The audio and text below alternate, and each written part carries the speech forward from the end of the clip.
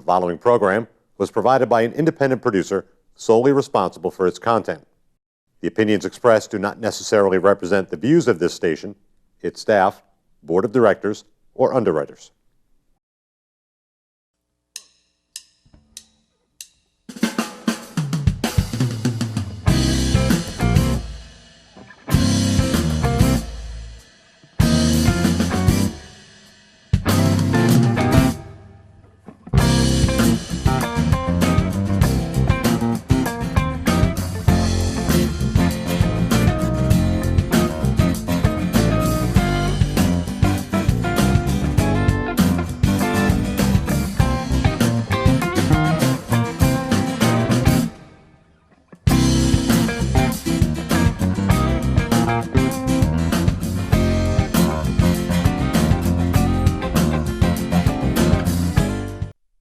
Welcome to Gate City Chronicles.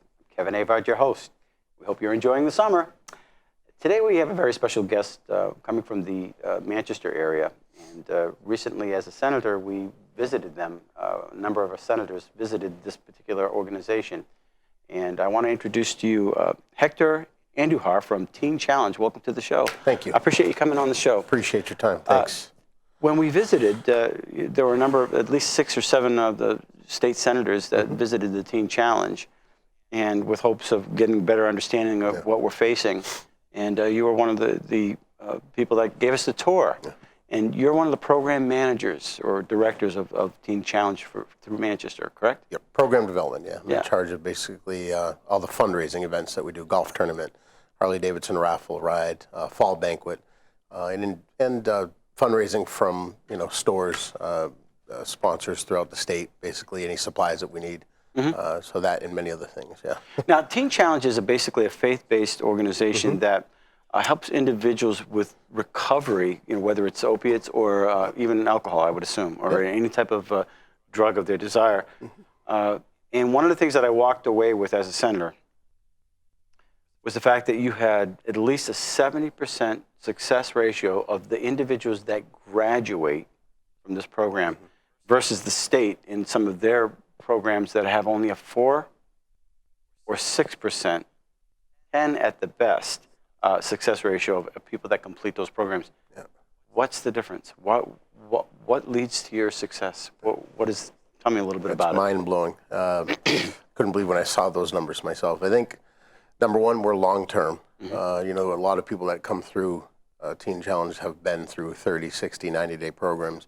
And it's our belief that, and as a Teen Challenge graduate, I know this to be true, that it takes a lot more than a month or two to deal with some of your issues that you've suppressed for many years. And so we turn to drugs and alcohol as a way to mask that. So it's a month or two to get clean is one thing, but then to deal with the storms of life and the things that come up and not turn back to what you've always known takes a lot longer than a month or two to deal with that. We believe, being faith-based, that's probably the number one difference maker for us. We believe that Jesus is the answer, and Jesus can set you free. And I think that many people come in really not believing that, and then leave, the advocates, believing, and their life turned around, believing that, Jesus is the answer. So those two things for me, long-term treatment is definitely the answer. And there's some people that graduate that still don't come to the same conclusion that Christ is the bottom line, but they still follow after the disciplines that they learn, basically. Yep. It's a very structured environment. It's intensive, it's structured. I mean, a lot of people, the 70% success rate is high. It's for those that have completed the 15-month program. A lot of people leave. A lot of people don't make it through to the end because it is tough. It'll challenge you in every area, submitting to authority, doing things someone else's way, working, and the curriculum that goes along with the program. Many people have a hard time with that. It's very extensive. There's a lot. It's basically like being back in school, and it's all biblical principles. And, the curriculum is based on. So it's very challenging. A lot of people leave because of the 15 months being away from their family. So people struggle with those things. But for those that can make it through and endure that and be strengthened, that number's pretty high. One of the things that I notice, whenever Tracy and I, my wife, we like to watch intervention. We like to watch because there's usually in the beginning you go through a biography of the individual, and they show family pictures and how the child was at one point just excelling in life and happy, and something happened. There's either a molestation, a divorce, or some type of tragic event that happened that changed everything for this child, who internalized it and then dealt with the pain that you mentioned earlier. And it starts off, maybe with a painkiller, or it starts off with maybe some alcohol or something else. Then it goes to prescription drug. The whole gamut. And the thought behind what they're doing is just to ease that pain. And then you get trapped, and then you become dependent to cope. And you're looking at somebody that's living in complete squalor. So they have this intervention. You're dealing with the issues that are these people who are maybe in prison, juvie, or some type of incarceration, and you're helping them deal with those pains that got them there. Yeah, I was that was a big thing for me. I had a tough childhood and was abused verbally and physically, and self-esteem, self-worth is pretty low, and a lot of violence. Grew up with a lot of violence, just a lot of scars from my childhood, and that was exactly what happened. I ran to, it started with just teenage partying, alcohol, and you think you're having fun, and then I thought I was for for many years, and soon it becomes a way of life, and I don't know that you're really covering, after several years, I don't really know if I was covering any pain anymore, if I just got so used to, like you said, you just get so used to that being part of your life and really not being able to cope with problems, adversity, difficulties, problems without masking it with drugs or alcohol. And, after years, year after year, it just takes on a life of its own. And then, of course, if you're using that to cope, regular problems that come up that normal people would deal with, you don't know how, so you suppress and you add that. Somebody once explained it to me kind of like a garbage can. You can stuff it, you can stuff it, you can stuff it. And the same things with the heart, the problems of the heart. You can stuff all your issues that you've dealt with, all the scars that you have, emotional trauma. And just like a garbage can, you can get up on top of it, put your foot in it, stuff it, and stuff it. Eventually, stuff's going to start popping out. And that's kind of how it is. Right. Well, when we took the tour, obviously we met in one of the, possibly in the chapel area. Yeah, that was the chapel, yeah. And then we went to the downstairs where there were people studying. What were they studying? There are a number of people, too. Yeah. We call it the LC, the Learning Center. It's basically the classroom setting, and it's where, between work and curriculum, you'll spend a good amount of your time down there. Students have to log 10 hours a week at least, and it's everything from Bible reading projects to character qualities, dealing with issues like anger, honesty, truthfulness,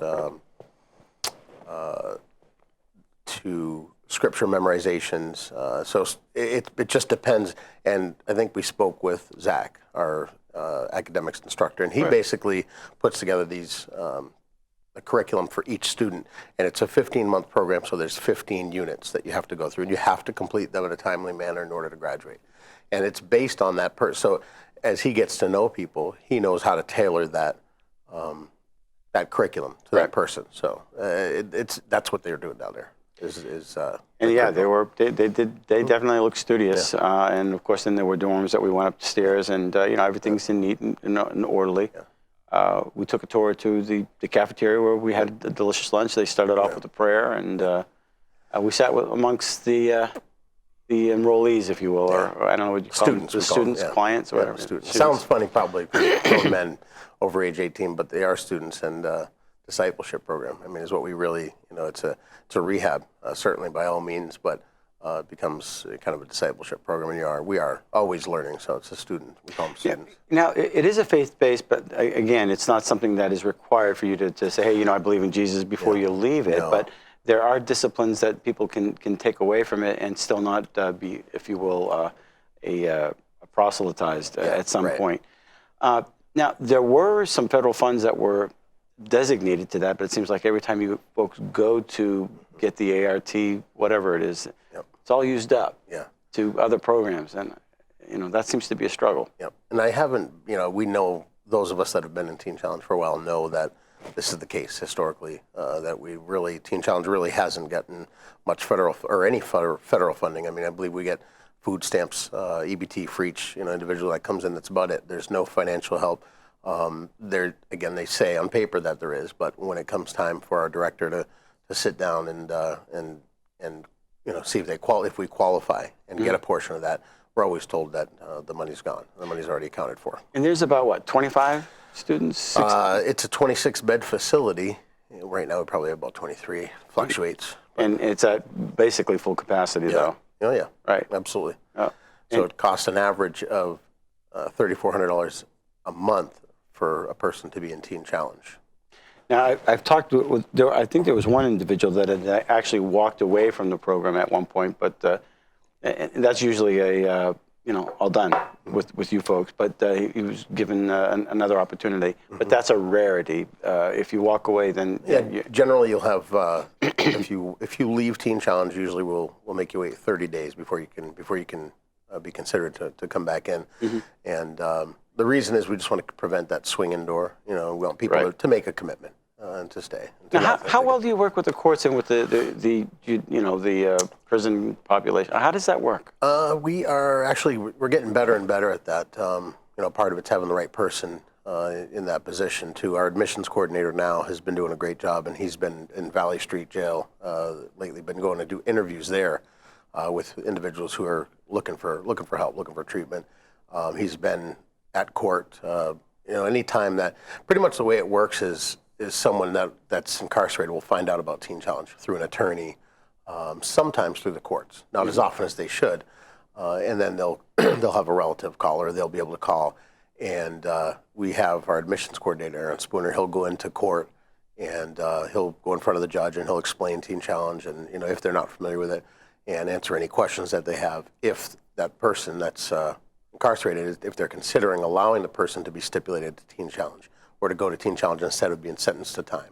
Right. And we had someone recently that was facing 6 years and was released, and he was in court for most of the morning, had to get up a couple of times, Aaron Spooner on our end, to answer questions and pretty much to fight for this gentleman to have a chance. And the courts agreed to let him to come to Teen Challenge. He's stipulated there for 15 months, as well as the 1 year we call it ELP, Emerging Leaders Program, that we offer afterwards. So if he leaves, he's looking at the 6 years.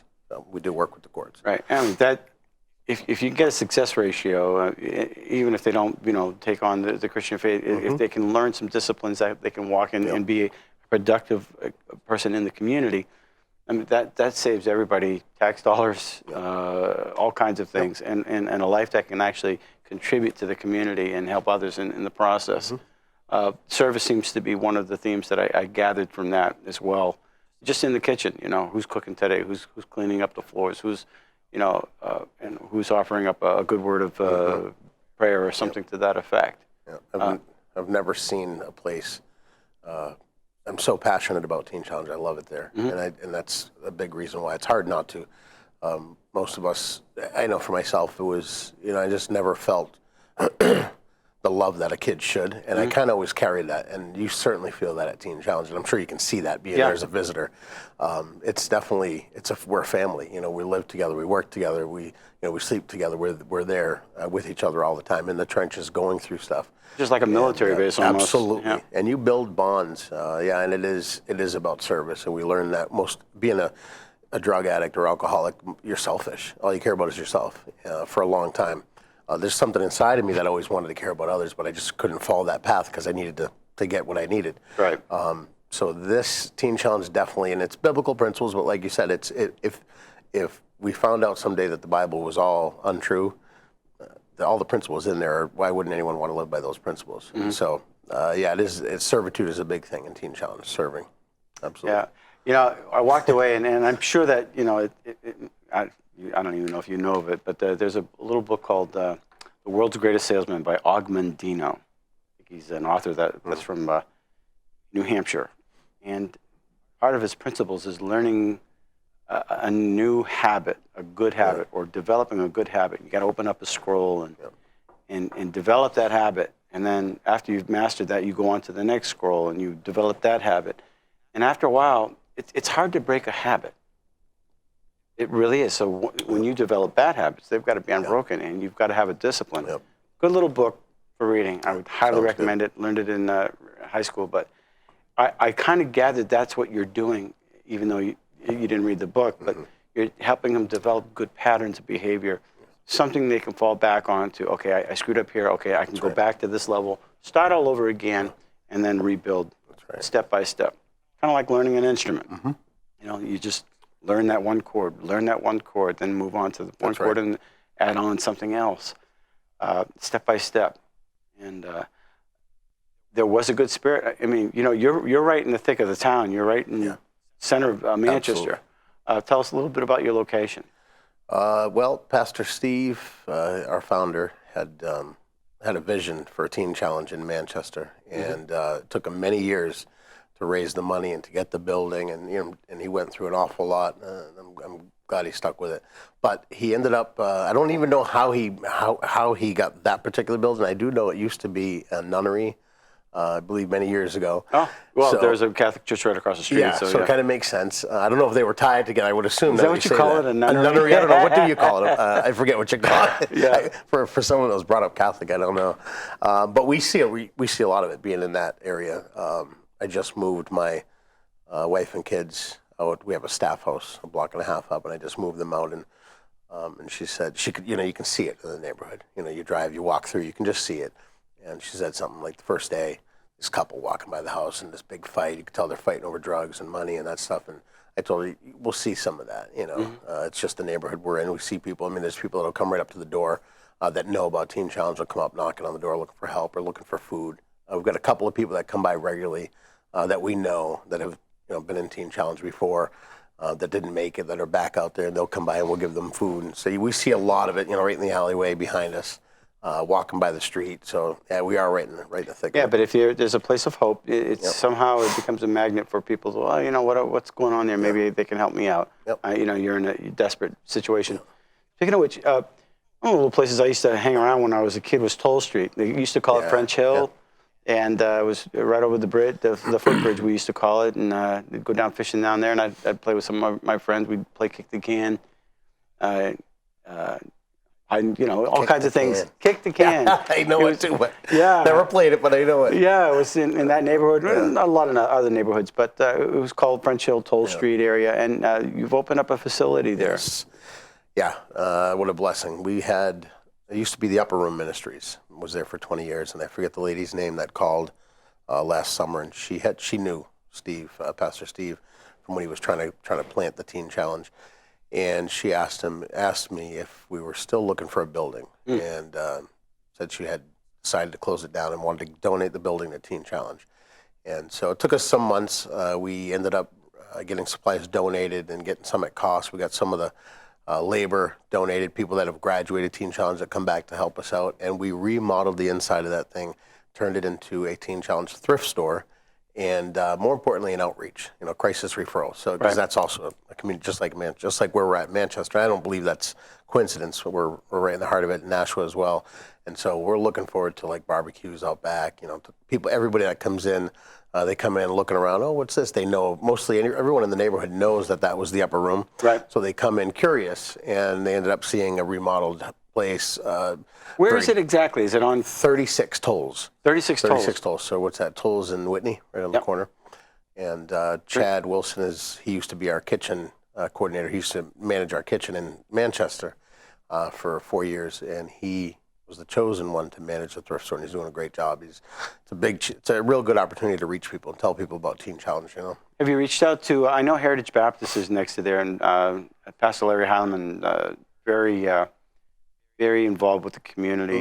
He drives a bus, picks up kids for Sunday school. There are a lot of kids that'll never have an opportunity to go to church, but for years, I can remember in the 70s where they would have what was a bus ministry, and they were called bus kids. Yeah. They'd knock on doors, they'd go around and say, look, if you want your kid to come to church, here's the church that they're going to, and we'll pick them up and we'll drop them off. They'll have Sunday school, they'll get fed.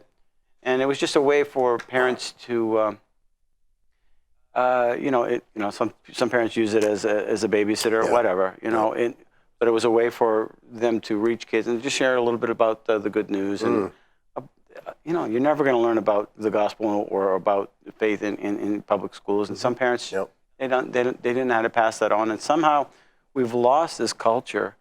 And I know that he's been very involved with inner city for years. And this would be right up his alley as far as being an outreach, and helping people. He's old school. I like that. But it's Heritage Baptist Church, and I believe they're on Locke Street. Okay. Yeah, Larry Holloman, Pastor Larry Holloman. But when you're a beacon of hope, some people, they lose their way. They burnt all their bridges. They might hear some music, or they might know of something where, hey, can these people help me? Right. Maybe their intentions are to use and abuse again. But somebody's offering a hand of help, and when I heard that the ratio, Teen Challenge, they have a 70% success ratio, or people not abusing after people have graduated, versus people that have gone through state programs with only a 4 to 6%. That speaks volumes. Can the state help Teen Challenge, or are there other programs like Teen Challenge versus what they're doing? Yeah. And what are the numbers? It is mind-blowing that we wouldn't be working with the state. Something, I don't care what it's called or what the basis is. If you're helping people to the tune of 70% success rate, you would think that. Yeah, it's documented. Yeah, you would think. Yeah, that was a test, and I forget. I mean, it's right in our mission statement that we hand out. I don't know the name of the survey that was done, and it was taken 5 years after. It's an average of 5 years after the student graduates. Those that have not gone back to that lifestyle, which is a decent amount of time. Mm-hmm. And so that numbers, and we see it in people that we know that graduated that come through the center. Like if you're hanging out there day to day, you'll see people, gentlemen that have gone on to become pastors and are doing other things in the community that graduated. So you see, not only do you hear of it, but you see it. When you're part of Teen Challenge, you see the people. Teen Challenges, this is not just New Hampshire. We're one of 8 centers throughout New England. Our New England headquarters is Brockton. There's over 230 in the country, and there's over 1,200 worldwide in over 80 countries, which is amazing. At least one in every state. Started in the 1950s by David Wilkerson. Many people, every time I talk about this, most people, if you've been around a while, are familiar with the story of the Cross and the Switchblade. Mm-hmm. Yes. Book that was written. And that's the start of Teen Challenge. That's how Teen Challenge was started in the 50s in Brooklyn, New York, with one center. And, little by little, you open another one. And so now, again, we're part of Teen Challenge New England, which there's 8 centers. And Pastor Steve founded the New Hampshire one and the Maine one as well. So welcome to the neighborhood. Yeah, I know that in Nashville there's the front door. Little story about that. That used to be my grandfather used to own the place, and my grandmother used to put food, and they didn't know this. This is just What's weird. the front door? You throw it. The front door has to do with individuals, young women needing help. Similar. Oh, okay. Yep. And it's on 7 Concord Street. Okay. And my grandfather used to own it, rent out rooms. He had a vacuum cleaner place, and they sold it to somebody. And it was another organization that helped out, troubled teen moms and stuff. Nice. And they changed the name to the front door. But little did they know that my grandmother used to put food out in the front door for the homeless. No kidding. And they would knock on the door, and she would leave out soup or some breads just for. It was her way of helping out in the community, and it's just weird. That's passed on. Now they're helping out other people, and I think that's awesome. That's a really neat thing. But there are a lot of people hurting, and I just drove by Quincy Street the other day where there's the food pantry. Mm-hmm. There's a lot of help out there, but breaking that cycle of dependency is critical to reducing the homelessness and the helplessness and that sense of helplessness. Teen Challenge is definitely a way for people to break that cycle. Absolutely. Give you some tools to get back into the working field. You're learning how to read. Some of these kids don't know how to read. I had a lady on here recently, we were talking about dyslexia, and she was pointing out how that many of the people in prison have dyslexia. And the number 70 seems to come up quite a bit. But when people can't read, they can't improve their lives. Right. And there's a reason why some of them can't read, or why they don't like to. And so dyslexia was a part of it. Mm-hmm. You know, if you can help somebody overcome that with tools, you can break the cycle. The idea is not just throwing money, right, but helping people, yep, lift them out of that, give them the tools to succeed, yep, along with the vision, mm-hmm, that, you know what, you can do it. Yep. You can break the cycle, you can be successful, you can contribute, and you can enjoy being part of the community, right, instead of a drag. Yep, a normal life. Yeah. Absolutely. That's a good point too, because we do work with high set. We make sure everybody gets a high set. It's now the name, I guess, for the GEDs, but basically you have to have your GED to graduate Teen Challenge. And you're right, a lot of people come in, and that's a big area of struggle too, but we don't make exceptions for anyone. Everyone that comes in it gets a curriculum that is tailored to them, and they're going to improve in that area, and we're going to help them do that. So that is very true. A lot of people come in, can't read, or can't read well, and everyone goes through and graduates and makes it. If they stay, that means they did their curriculum as well. So we've seen that a lot of people that couldn't read really well that graduated, that made it through and did all the curriculum. So it's pretty cool. And that is a success, yeah, and you know, that just fills in the gap. So mm-hmm, people can get in touch with you. You got a Facebook page? Yeah, it's facebook.com/teenchallengenh. Mm-hmm. Yeah. And you have a website. I'm sure we have it up there now. Absolutely. tcnewhampshire.org. If there's a plea, you know, you want people to know anything about you, is it the place on Toll Street, or? There's so many things that we're trying to promote now, but probably, yeah, the Teen Challenge thrift store is a big thing. We really want to draw a lot of attention there.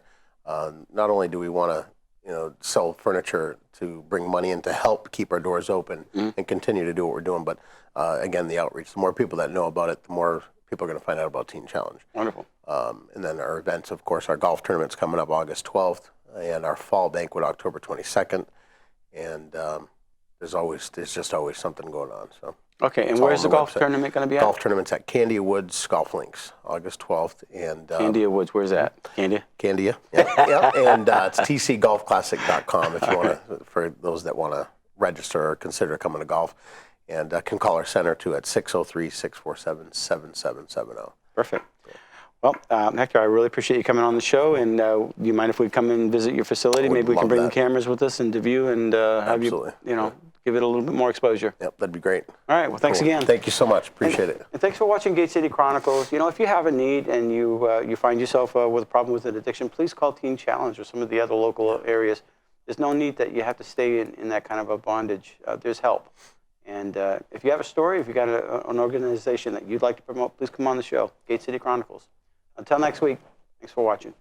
Thank you for watching Gate City Chronicles. And we want to thank our sponsor, Aardvark Cleaning. They've been a sponsor for quite a few years now, and we appreciate them being a sponsor. And if you want to be a guest on our show, contact accessnashua@gmail.com. We'd love to hear your story. Until next week, thanks for watching. The preceding program was provided by an independent producer solely responsible for its content. The opinions expressed do not necessarily represent the views of this station, its staff, board of directors, or underwriters.